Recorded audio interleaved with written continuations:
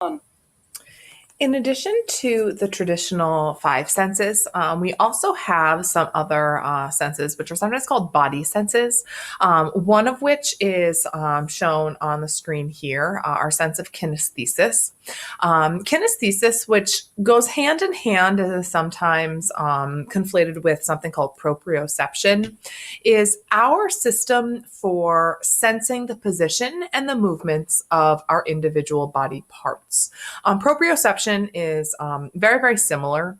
And these senses are all about the fact that we have feedback coming in from our arms and our legs and our fingers and our toes that's constantly telling our brain where our individual limbs are in space.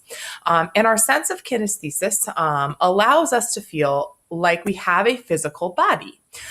There have been case studies of individuals who lack a sense of kinesthesis and they report feeling disembodied, as if they're floating. It's awkward and clumsy and sometimes impossible for them to navigate their environment because they don't have a connection to their limbs.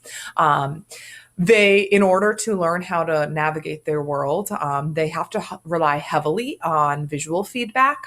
They have to really look specifically at what their limbs are doing and constantly track what their limbs are doing in order to be able to move through their world. And whilst most of us have this sense of kinesthesis, without visual feedback. I mean, you can close your eyes and you generally have a sense of where your body parts are. You could even try to close your eyes and like walk around your room right now and you'd be somewhat successful.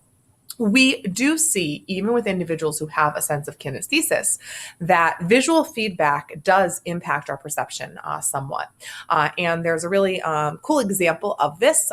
It's called the rubber hand illusion. I'm going to link it in the description of this video.